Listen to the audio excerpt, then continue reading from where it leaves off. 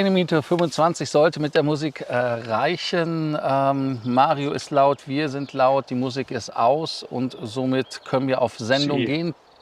Themen haben wir vorbereitet. Ich habe mich der Wiese von Mario angepasst. Meine sieht so ein bisschen trockener aus als dein Golfplatz, aber ihr habt ja mehr Wasser Ja, anscheinend. ja, sicher, sicher. Ich muss ja morgens, mittags, abends hier immer sprengen, ist ja klar, ne? Wenn du sprengst, wo sind dann die Löcher? Ah, wenn du ganz genau hinsehen würdest, könntest du sie entdecken. Gut, dann haben wir das besprochen. Dann können wir direkt rein in die Themen und können mal schauen, was hier so passiert ist diese Woche. Und in Paris werden Flugzeuge bestellt, wie bekloppt, wenn man sich die Zahlen anguckt. 500 bei Airbus von Indiegogo oder wenn man es richtig Indiegogo. ausspricht, Indiegogo. Und Gögel. Gögel. Und dann bei Boeing hat man ja auch einige bestellt, also da sind ja auch einige abgezogen worden, aber Airbus hat mehr verkauft als Boeing. Ne? Das ist so das Ergebnis. Was wollen wir daraus machen? Ist Tja, Paris ein Event, was wir verpasst haben? tja, ich meine, jede Luftfahrtschau, die wir nicht besucht haben, ist eine verpasste, ohne Frage. Aber ja, ohne Frage. Ich sage mal, Vertriebler bei Airbus ist im Moment vergnügungssteuerpflichtig, so angenehm wie das da zu sein scheint. Man hat ja zwar hauptsächlich die A320er-Reihe dort verkauft, aber ja auch ein paar größere. Du hast es ja gesagt, der ein oder andere 350er ist über den Tisch gegangen oder wurde zumindest festgezurrt endgültig. Der Boeing hat auch ein bisschen was verkauft. Ich glaube auch, dass im Nachgang der Show sicherlich da auch nochmal was kommt. Also für die Luftfahrtgesellschaften beziehungsweise für die Hersteller der Flugzeuge dürfte diese Show ein voller Erfolg gewesen sein und ja, sichert halt Arbeitsplätze, ne? Insbesondere bei Airbus, hauptsächlich in Europa. Naja, gut, ich meine, jetzt ist ja der erste Airbus aus China nach Europa gegangen, ein Wizz Air. Man wollte ja eigentlich in China nur Flugzeuge produzieren für den chinesischen Markt Ja, oder asiatischen Markt. Also insofern ist das jetzt nicht nur so ganz Europa. Aber nun gut, wir wissen ja selber bei Volkswagen, Volkswagen wäre ohne China nicht da, wo sie jetzt sind, muss man der Ehrlichkeit so halber ist sagen. es. So Deshalb ist es. leiden sie besonders. Willst du deine Sonnenbrille noch holen oder? Besser wäre das, glaube ich. Aber dann sieht man mich ja nicht mehr. Das ist ja auch uncool. Ne? Ach so, ja, das ist richtig. Ich habe mir auch meine Kappe ausgezogen, weil die macht irgendwie auch so Schatten auf das Gesicht. Ich weiß Ja, es nicht. Also eine irgendwie, Kappe naja, könnte nun ich gut. mir holen. Eine Kappe ist eine gute Idee. Eine Kappe ist eine sehr gute Idee. Ja, Eine Kappe. Wir können ja derweil weitermachen. Man hört mich ja noch. ja, ja. Was würden wir mit Herrn Hoffmeister machen ohne meine Vorschläge? Ja, das nächste Thema. Transavia setzt Praktikanten als Flugbegleiter ein. Etwas, was man natürlich von Billigfluglinien erwartet, aber von einer Tochtergesellschaft der Air France KLM eher nicht so, dass sie da sich gewerkschaftsunfreundlich verhalten, so offensichtlich und so massiv. Da müssen Tja, wir doch mal mit Mario sprechen als alten Gewerkschaftsfreund, was er, was er davon hält jetzt mit seiner Kappe, mit seinen Pittsburgh Steelers oder was das auch immer sein wird. nein, nein, nein. Schauen wir mal ganz genau hin. Ich sehe es einfach nicht in der Sonne. Was ist denn das hier? Und so besser sehen. Nee, weil mein Monitor ist auch in der Sonne, deshalb habe ich das Problem. Du Ach siehst ja, so. ich habe eine leichte Oh, Überbelichtung. ja, Orlando City, Orlando City, das ist ja die unglaublich. So, Fußballmannschaft. Ja, ja, ja, ja, ja.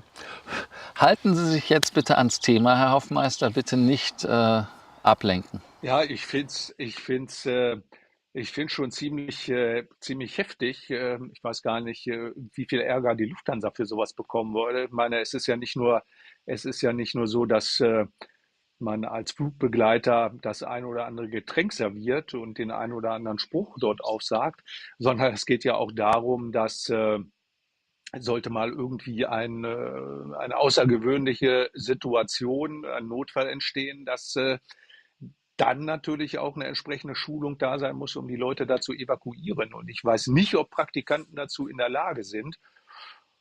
Und dann finde ich es natürlich auch eine Sauerei, dass man, wenn man als Fluggast dort einen bestimmten Preis bezahlt, dass man dann von Praktikanten dort im Flieger mehr oder weniger ja, den Service bekommt, finde ich nicht gut, dass man mal vielleicht einen Praktikanten da mitnimmt, okay, aber das sind ja doch ein paar mehr gewesen, wie du gesagt hast, und das finde ich nicht in Ordnung.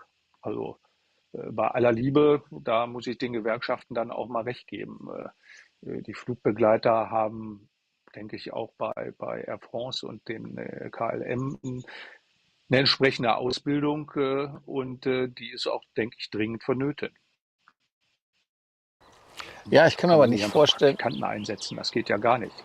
ja, also du musst halt, wenn du als Cabin Crew eingesetzt wirst, sein sechswöchiges Training absolvieren. Du musst halt auch quasi certified sein. Also ich kann mir nicht vorstellen, dass die da unzertifiziert sind. Ja, Das, was ich schlimmer finde, ist halt, dass man ja, da ein Lohndumping vom Feinsten macht. Das ist fast so schändlich wie das, das, was Ryanair macht, Pay to Fly.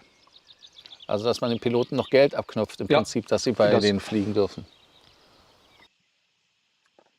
absolut. Also das ist, finde ich, ein absolutes No-Go. Also geht gar nicht. Und naja, man hat ja auch entsprechend Ärger bekommen und das durchaus zu Recht, würde ich sagen. Ne? Nachdem sich das Ding immer dreht, habe ich das jetzt einfach in mein Mundstück. Kann ich, glaube ich, 90 Ja, Grad sehr Winkel so schön. halten. Ne? Das sieht Gut. auch lässiger aus. Ich könnte dann auch rein theoretisch mit dir ein Ja, Interview absolut. machen. Ja, ja, ja, danke, Du danke, musst ja. es nur, du musst es nur nehmen. Ach so, warte. Nee, Waren wir wieder nicht wo ist vorbereitet. es? Nee. Ähm, Unglaublich. Dann haben wir nächstes Gewerkschaftsthema und zwar Schlangen an Flughäfen kürzer als letztes Jahr. Ist das so oder ist das etwas, wo die Flughäfen feuchte Träume haben? Haben wir in 2023 weniger Schlangen als diese Kilometer? Ich glaube schon, aber die Situation ist noch nicht befriedigend, oder? Nee, die Situation ist noch nicht befriedigend und die Sommerferien sind ja auch gerade erst losgegangen. Im Moment hat, glaube ich, in Deutschland nur NRW, also Nordrhein-Westfalen, Ferien. In Düsseldorf habe ich noch gar nichts gehört, wie es da aussieht. Und jetzt ist meine Kamera zu warm. Kannst du mich noch hören? Die Kamera hat abgeschaltet.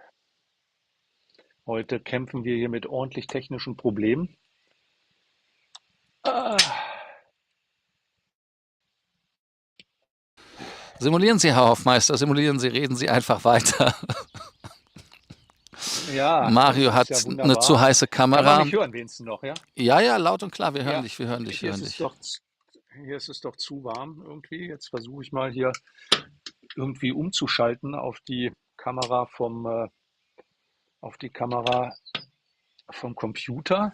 Aber das will scheinbar nicht so. Ja, da bei Herrn Hoffmeister passieren Dinge, die wir wahrscheinlich nicht sehen dürfen. Da ist wieder wahrscheinlich jemand durchs Bild gelaufen oder ins Bild gelaufen, dass wir das jetzt nicht sehen. Jetzt haben wir einen Boden, jetzt ist er weg, jetzt ist er raus, er meldet sich gleich wieder. Ähm, Schauen wir mal, wie wir die technischen Probleme gelöst kriegen bei Herrn Hoffmeister.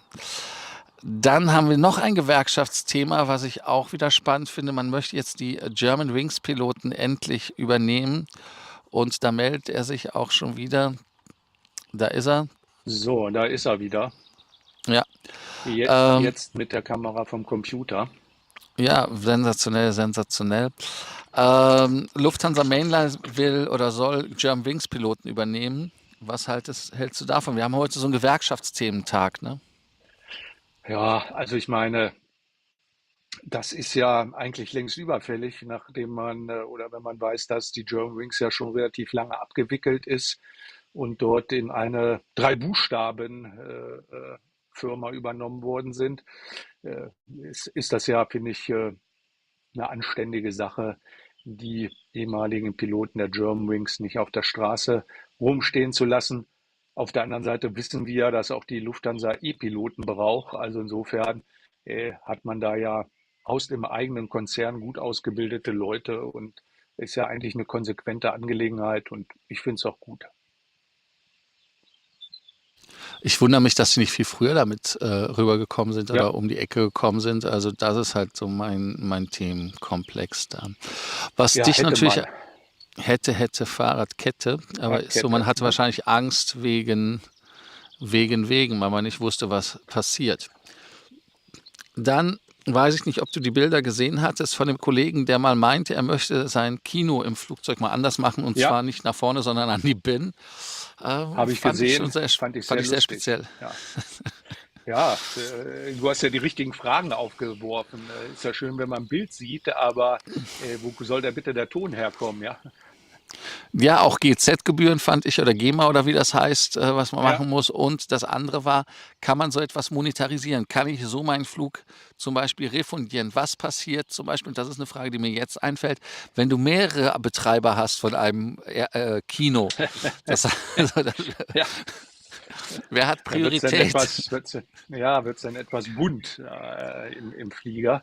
Ich weiß auch nicht, ob die Cockpit-Crew, nicht die Cockpit, überhaupt die Crew das ganz lustig findet.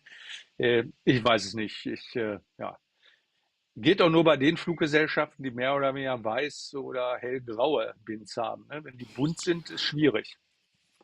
Deshalb hatte ich ja Lufthansa aufgefordert, die Bins beim Refurbishment nicht mehr so diesen Kackbraun oder diesen leichten Brechton Ja, dazu nehmen, sondern weiß. Und um deine Frage zu beantworten, naja, nun gut, also ich weiß nicht, ob die Kabine damit ein Problem hat, wenn abgedunkelt ist, die Flugbegleiterin, Flugbegleiter. Ich hätte eher ein Problem, wenn die zu oft da durchlatschen durchs Bild. Dann wirst du ja komplett ja, wuschig, das wenn du einen stimmt. Text mitlesen musst oder so. Das Ja, ist so das ja, Thema. tja. Das wäre so mein Ich fand es Ansatz. zumindest ganz amüsant. Ob das jetzt so zielführend ist auf Dauer, das weiß ich nicht. Aber eine lustige Idee. Muss man erst mal drauf kommen, würde ich sagen, oder? Ja, fand ich auch unheimlich spannend. Was auch spannend ist, ist das, was bei Lufthansa passiert mit den Piloten, ob die sich wirklich einigen oder ob die sich nicht einigen, weil die da eventuell noch ja, Weit Schwierigkeiten auseinander haben. liegen. Ja, so in etwa. Ne? Was sagst du dazu? Tja, naja, also wir hatten es ja schon mal, ich meine, die 18%, die man angeboten hat, auf jetzt nicht ad hoc, aber doch auf relativ kurzen Zeitraum, finde ich so verkehrt nicht. Aber es geht ja halt auch um Arbeitsbedingungen und Beförderungen und vieles anderes mehr. Und ja klar, haben die Piloten dann natürlich auch berechtigte Interessen. Aber ich finde es halt, und man will ja auch nur irgendwie so einen 12-Monats-Vertrag haben, finde ich natürlich auch problematisch, all dieweil, du kannst doch nicht alle 12 Monate in so einen Arbeitskampf gehen, ja, beim besten Willen. Also das ist ja auch irgendwie gegenüber den Passagieren, die jetzt wieder mit dem Unsicherheitsfaktor leben müssen, was passiert jetzt in den Sommerferien, finde ich auch ein bisschen Banane. Ich finde, die Lufthansa ist da ziemlich vorgeprescht, dass man da noch mal die eine oder andere Forderung hat seitens der Piloten ist okay, aber ich finde, da sollte relativ schnell ein Kompromiss gefunden werden. Da müssen sich halt beide bewegen. Also ich fände es ziemlich daneben, wenn das jetzt wieder auf Kosten der Passagiere zu einem Arbeitskampf kommt. Das sollte nicht sein und das darf nicht sein. Also wie gesagt, die sollen sich einigen. Ich finde das aber auch schon krass, dass man in dem Luxussegment, und das muss man ja sagen, bei den Gehältern, da halt wirklich, ja. Aber es geht da wahrscheinlich um Arbeitsthemen, wie auch zum Beispiel mit den Germanwings-Piloten, ob die rein dürfen, mit der Ja, Seniorität und so weiter. Ja, ist schwierig, wenn man das so sagt. Dann hatten wir ein Thema diese Woche, was natürlich für dich vielleicht auch spannend ist. Wo ist er denn hin, der Herr Hofmeister? Der Herr hier. Hofmeister ist weg. Was? Das Nein, Bild ich ist bin weg. noch da. Doch, da ist er wieder. Komisch, komisch, komisch. Keine Ahnung, wo waren Sie denn hin, der Herr Hofmeister? Und zwar die Lufthansa Group möchte jetzt ja, eine Art Wallet machen. So nach dem Motto, was wollet ihr? Und wie findest du so etwas? Also findest du so eine Lufthansa-Wallet spannend oder ist das eher sowas wie bei Bitcoin, wo es 128.000 Wallets gibt und man weiß nicht, welche man nehmen soll? Ja, die Idee ist vom Grundsatz her nicht schlecht, ist ja im Grunde auch nichts weiteres als ein weiteres Kundenbindungsprogramm. Aber wenn man dann, also du hattest es ja auch angesprochen, es wird ja dann höchstens Prämienmeilen geben, leider keine Statusmeilen, aber nichtsdestotrotz, wenn dann tatsächlich Rückerstattung schneller vonstatten gehen und man hat das da auf dem Konto und kann das dann für andere Flüge plus eine gewisse Prämie ausgeben, halte ich die Idee für nicht ganz so schlecht. Ich meine, es ist ja im Grunde ein erweitertes Miles and More, wenn man es ganz eng sieht. Wenn man damit dann auch noch Geld, faktisch Geld ausgeben kann, ja, why not, ne? Ja, also erweitertes Miles More halte ich für schwierig, weil Miles More soll ja gerade nicht mit einem finanziellen Betrag irgendwie kombiniert werden, weil man Angst hat, dass man eine Bank wird. Und das wäre Ja, natürlich unklug für die Lufthansa, wenn sie das vermeiden wollen. naja, Da vor sind allen wir Dingen, auch wenn du eine Bank bist, brauchst du ja auch eine Banklizenz, ne? Also du richtig, kannst nicht einfach so eine Bank sein. richtig, das ist das eine. Und das andere ist, und das muss man ja auch nochmal auf der Zunge zergehen lassen, ehrlicherweise, ist bei der Lufthansa ja auch irgendwie, sie wollen vieles, aber wie das am Ende dann wirklich funktioniert, das ist dann auf einem anderen Blatt. Das muss man natürlich dann immer wieder so sehen. Ne? Ja, Deshalb. Gut, gut. Dann haben wir ein Thema, was auch schwierig ist und lustigerweise auch mit Lufthansa zu tun hat. Das ist das Thema Skytrax. Und zwar bei Skytrax ist es ja so, die Lufthansa hat 5 Sterne bekommen für eine Business Class, die bis heute nicht fliegt. Die Gewinner sind bekannt gegeben worden. Singapore Airlines hatte gewonnen.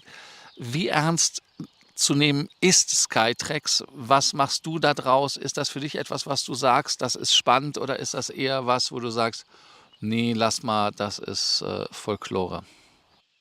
nee, das ist tatsächlich eher Folklore. Wir wissen ja von Skytrack spätestens seitdem die Lufthansa da mal 5 Sterne bekommen hat, wie das so zustande kommt.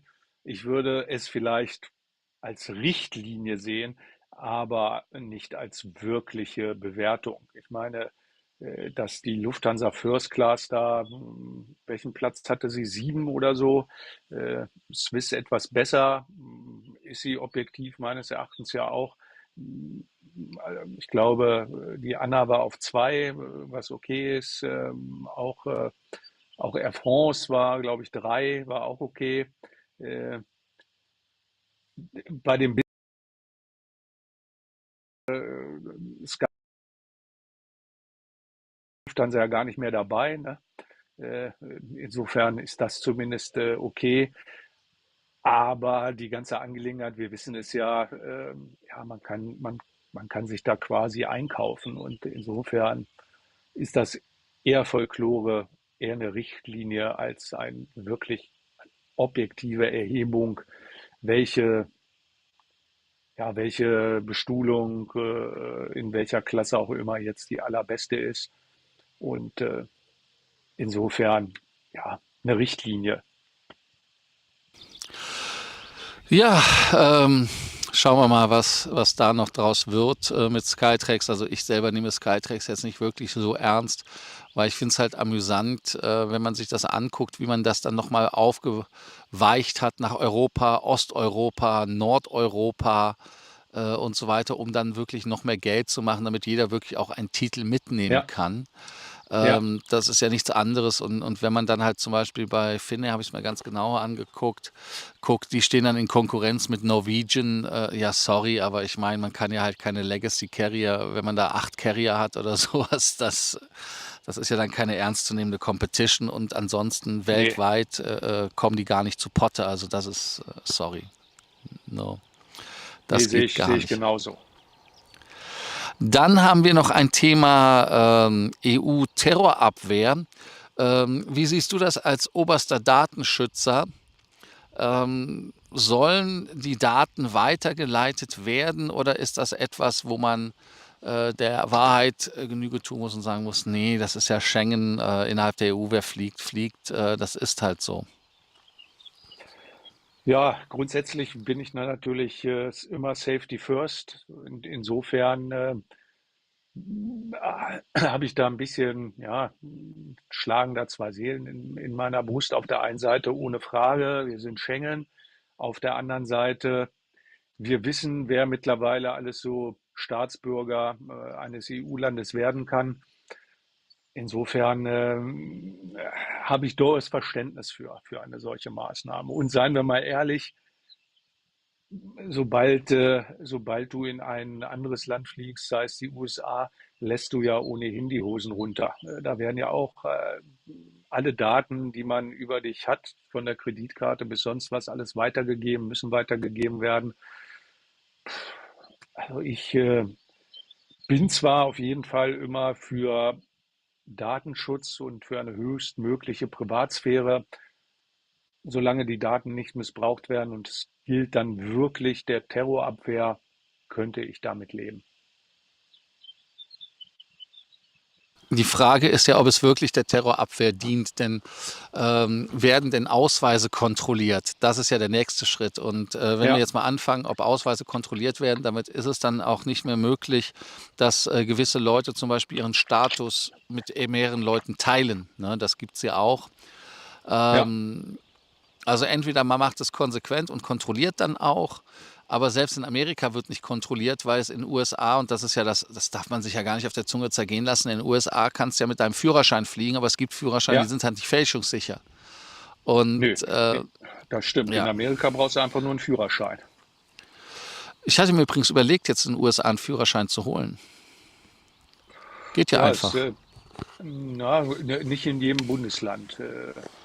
Manchmal Kalifornien brauchst du eine, brauchst du nur ja, eine, ja, brauchst nur eine, kannst da deine ITIN angeben. Und du okay. kannst rein theoretisch, brauchst eine Anschrift und musst eine Utility Bill mitbringen, um dir eine Anschrift zu garantieren. Und damit reicht ein Bankauszug. Also ich habe Bankkonto oder mehrere Bankkonten in den USA. Ich habe Telefonrechnung und so weiter. Was hast du denn da gerade kaputt gemacht? Ich habe hier Äh, Ameisen auf meinem Tisch. Ich glaube, ich habe den Tisch, den ja, ich hier in ich der. auch. Ich auch. Hier Hunderte unterm Tisch. Auf jeden Fall werde ich das mal bei dem DMV jetzt in Kalifornien einfach mal machen. Aber das, bevor wir vom Thema wieder abrücken. Ja, Ähm, Wir haben dann noch ein Thema aus Russland, und zwar der Bruchpilot bekommt 6 Jahre Straflager. Ähm, Das ist in meinen Augen schon eine krasse Nummer, wenn man sich das auf der Zunge zergehen lässt, dass jemand das Flugzeug kaputt macht. Das ist schon schlimm genug, dass 41 Menschen sterben, schlimm genug. Und dass er dann wirklich dafür verknackt wird für etwas, was eine Notlage war und wofür er eigentlich vielleicht gar nicht mal so viel konnte. Ne? ja, für die Notlage sicherlich nicht, aber er hat ja wohl oder die Crew hat ja wohl ein paar Fehlentscheidungen getroffen. Die Frage ist natürlich in einer solchen Stresssituation, ob so etwas immer zu verhindern ist. Ich glaube, er hat es ja, also in Deutschland würde man ja sagen, er hat es höchstens fahrlässig gemacht, aber ja nicht mit Vorsatz. Und dafür 6 Jahre Straflager zu bekommen, ist schon ziemlich heftig. Ohne, ohne Vorsatz, sondern in einer absoluten Ausnahmesituation falsch reagiert. Meine Herren, also bei aller Liebe, dass man ihm vielleicht die Lizenz entzieht oder ich weiß nicht was, aber 6 Jahre in ein russisches Straflager, nun gut, die einzige Chance, die besteht, da schnell wieder rauszukommen, ist, wenn er sich für die Wagner-Söldner entscheidet. Nicht? Die rekrutieren ja aus Straflagern und geht dann an die Front, aber ah, die Chance, Man das zu weiß, überleben, ist ja auch nicht so groß. Ne? die Frage ist natürlich, wie das seit gestern ist, ob die Kollegen bei So Wagner ist wieder, es. ob die noch dürfen und so weiter. Aber ja, also man hat ihm ja seine Lizenz für 3 Jahre quasi weggenommen, was ja nichts anderes ist, als dass er dann nochmal von vorne, also dass er sich dann wieder da rehabilitieren muss und seinen Flugschein dann wieder aktivieren muss. Das ist natürlich schwierig und schlimm. Ja, dann haben wir Lufthansa. Lufthansa ist mit der SITA dran und möchte uns eine lustige SMS schicken, wenn der Koffer weg ist, dass wir wissen, dass wir nicht am Kofferband stundenlang warten, sondern zumindest unsere Ankunft früher beginnen können, um nicht dann entnervt festzustellen, wenn das Band stehen bleibt, mein Koffer ist nicht dabei. Ist das für dich jetzt etwas, was der Stein der Weisen ist, oder sagst du, das ist Quatsch? Ach naja, ich dachte längst, dieses System gibt schon, weil ich bekomme irgendwie immer eine Nachricht bei der Lufthansa, ob mein Koffer auch da ist oder nicht. Beziehungsweise, wenn er nicht da ist, hatte ich beim letzten Mal, als ich im vergangenen Jahr, wo war ich denn? Als ich dieses Jahr in Las Vegas war, hatte ich relativ schnell eine Nachricht, dass mein Koffer nicht mitgekommen ist und dass er dann nachgeliefert wird. Also da konnte ich dann gleich da ja, zu der, wie heißt die Stelle da, wo du die Koffer dann Lost and found. Lost and found. Lost and Found, Entschuldigung, ja.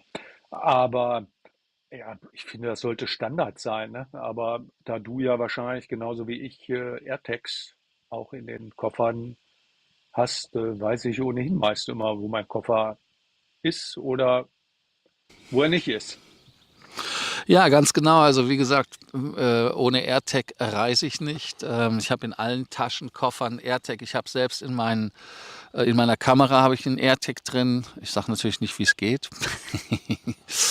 ähm, Da wäre man dann relativ uncool, wenn man das Ding klaut. Also ich weiß schon, wenn mein Gepäck irgendwo stehen geblieben ist und nicht mitkommt, dass es nicht mitkommt. Ja, Und dann sind die Leute dann auch immer etwas beratungsresistent, wenn ich denen sage, ihr könnt mir das mal ausfüllen hier. Die wollen das dann meistens nicht, aber das ist dann nicht mein Problem.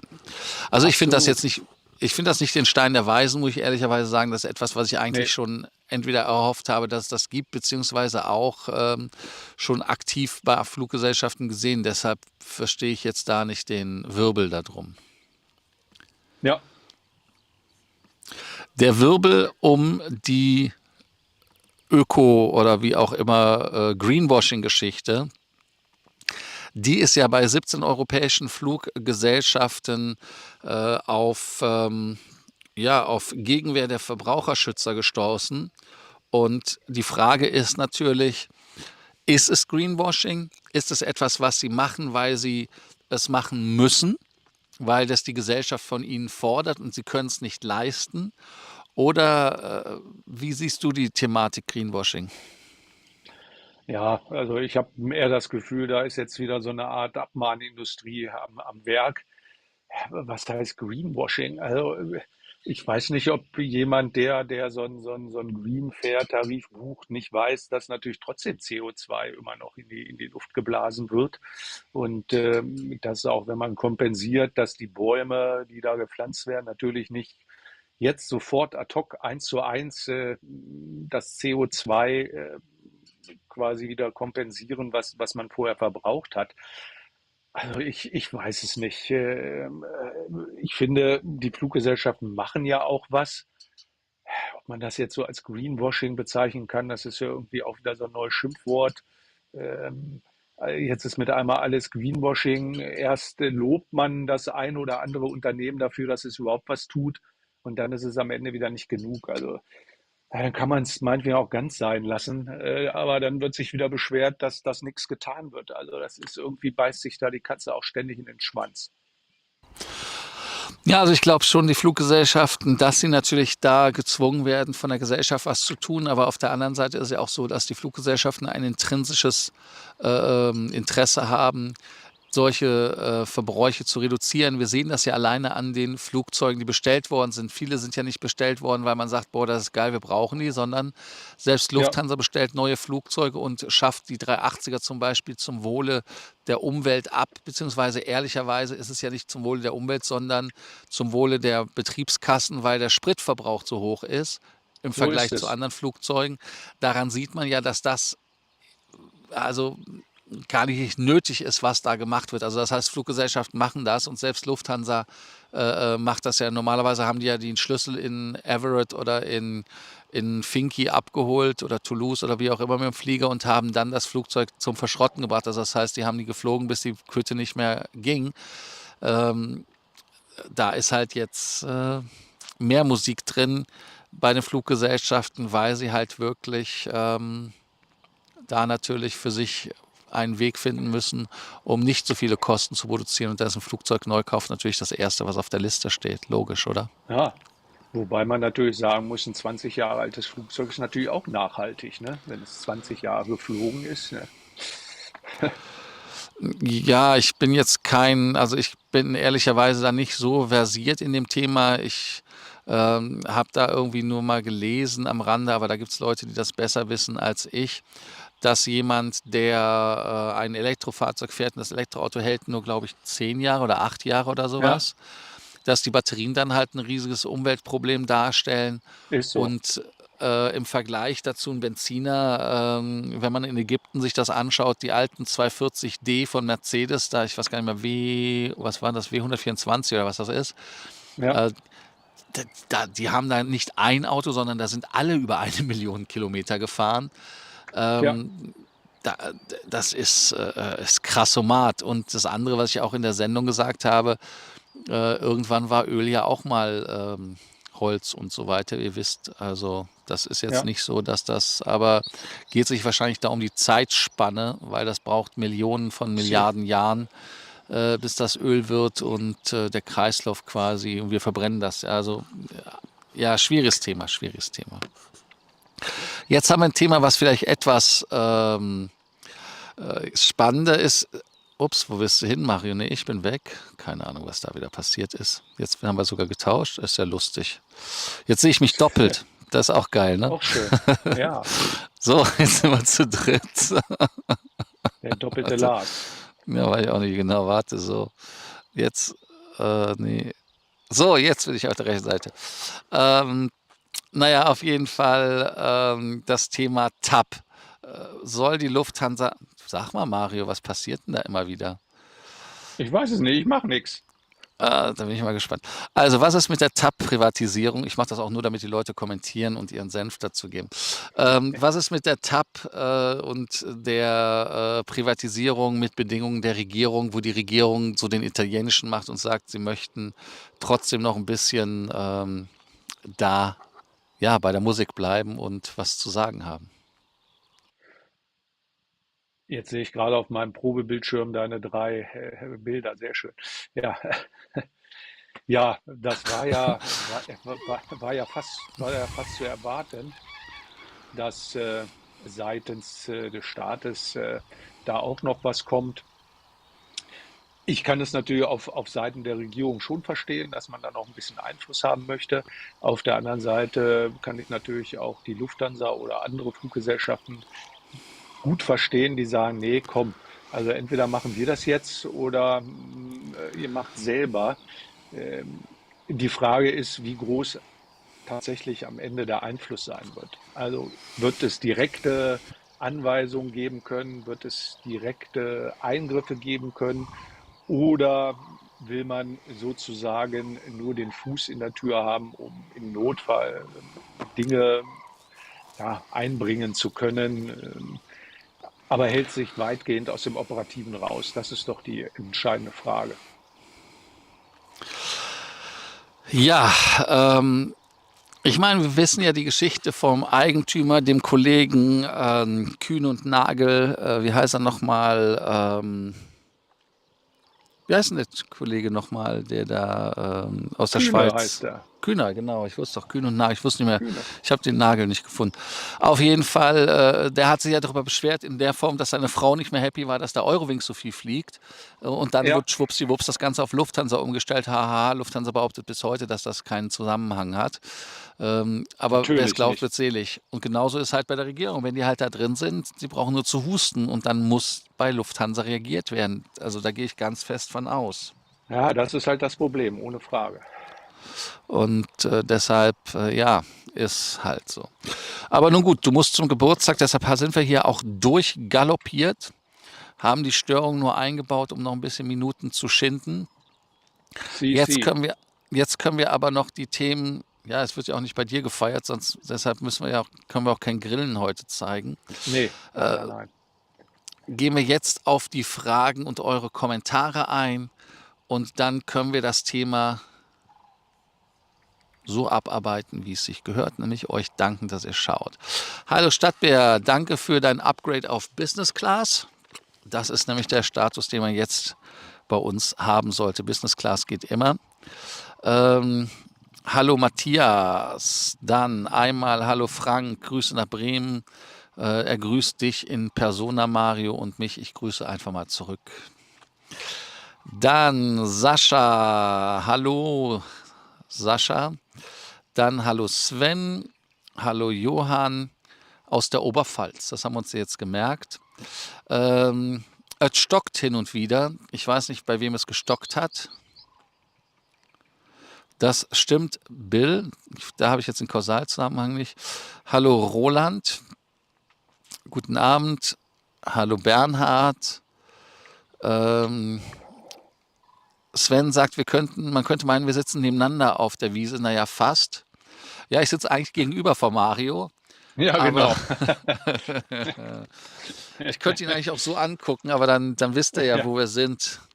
Wir haben das mit der Kamera übrigens absichtlich gemacht, weil, naja, nun sie. gut. Dann, Bernhard findet es gut, dass du mit der Kappe Werbung machst. Für einen Fußballverein.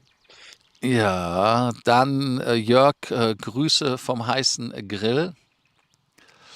Hallo Thomas. Dann danke für den T-Shirt-Kauf, Thomas.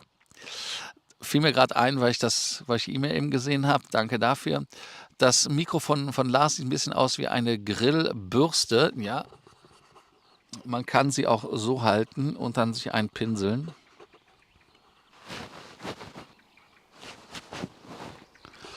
Ich weiß aber nicht, ob das dann rauscht oder so.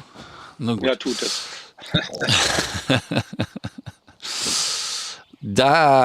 Dann Frank sagt, eher landet eine 380 auf Marios Grundstück, als dass sich die Piloten mit der Lufthansa einig sind.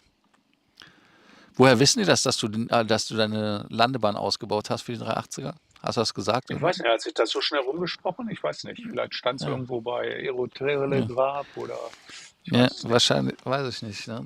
Wir werden jetzt auch demnächst natürlich die Lackierung von Merkur schicken, Merkur Airlines. Ja, sie. Deshalb, hallo Ronny. Vorgestern ist übrigens ein Beamter der Bundespolizei von einer nackten Passagierin in der LH gebissen worden. Na dann, guten Appetit. Ja, das sagen wir auch. Ich glaube, das ging nach Sofia auf dem Flug von München aus. Mario, was sagst du dazu? Du bist ja von Tja, solchen Irrungen und Wirrungen eher betroffen als ich. ja, weiß ich nicht. Es hat schon lange keine Nackte mehr hier vor der Tür gestanden und wollte mich beißen. Aber gut, das muss man dann natürlich alles mal mitnehmen. Ich selber beiße auch nicht und ich habe auch meist was an. Insofern schauen wir mal. Aber ist natürlich ganz, ganz bitter. Wer weiß, was die so alles an ansteckenden Krankheiten hat. Ja, Maul- und Klauenseuche. Ja, So, oh, ja. Ja, Bernhard, wir freuen uns auch, dich zu treffen am Dienstag. Also Mario kommt ja leider nicht zum Allegris-Event. Wird ja auch lecker Essen geben. Wir sind schon ganz aufgeregt. Ich muss erst mal gucken, dass ich hier von der Insel runterkomme. Dann, am Anfang war das Internet sehr stockig, fließt aber problemlos seither. Ja, wir haben auch ein bisschen Stuhlsoftener gegeben, deshalb ist es jetzt auch etwas flüssiger. Ja, Mario, 8 tja, Minuten 39, 8 Minuten sag ich schon, 8 8 Uhr Minuten. 39, also fast Ja, 40 Minuten. Ich habe die Zeit für dich durchgaloppiert, sie. damit du dann zu deiner Geburtstagsgeschichte kommst, damit wir dich dann nicht überstrapazieren, ne? Wie das so heißt. Ja, Ne? vielen herzlichen Dank. Vielen herzlichen Dank. Weil Mario meinte, boah, du hast so viele Themen, ich muss aber weg. Und dann habe ich gesagt, ja, das Ja. ist so. Aber der eigentliche Grund ist doch, dass sie auf deiner Insel gleich das Internet abschalten. Also insofern müsste das jetzt nicht alles auf mich schieben. Nö, nö, nö, nö, nö, nö, nö, nö, nö, nö, nö, nö, nö, nö, nö, nö, nö, nö, nö. Internet ist ein Grundrecht in skandinavischen und Ach angrenzenden so. Ländern. Ah, Äh, sie. Deshalb ist das absolutely, ja, absolutely. So, Guti. jetzt gucke ich gerade mal. Irgendwo habe ich, ach, da habe ich eine, warte, ich habe eine WhatsApp-Nachricht bekommen. Mal gucken, wer mir eine WhatsApp-Nachricht geschickt hat. Jetzt muss ich erstmal den richtigen Browser finden. Ich finde es nicht. Ha, dann gucke ich mal auf dem Hand Y nach. Erzähl doch mal was Lustiges, Mario. Was Lustiges. Ja, äh, die Katze ist hier gerade mit einem kleinen Vogel im Mund vorbeigetapert und hat sich das Armbrot gefangen.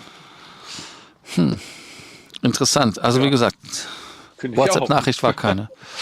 Gut, dass wir darüber Gut, gesprochen haben. Ich könnte ja noch mal ein bisschen was über die Kühe erzählen. Die liegen hinten. ja. Ich weiß gar nicht, ob ich Hast du schon eine verspeist? So. lach nicht. Im Winter haben wir 3 Kälber verloren, Oh, weil der Luchs die sich geholt hat.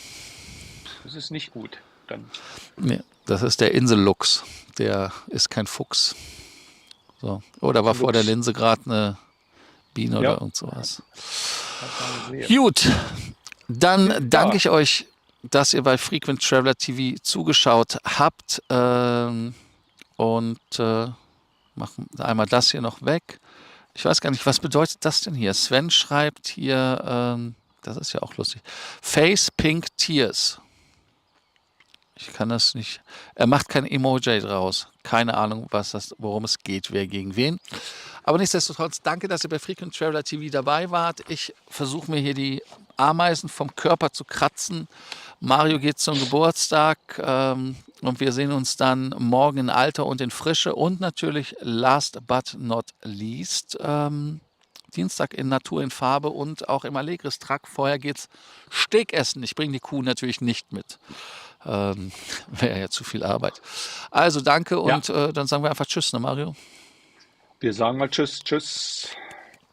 Also bis dann. Ciao, ciao.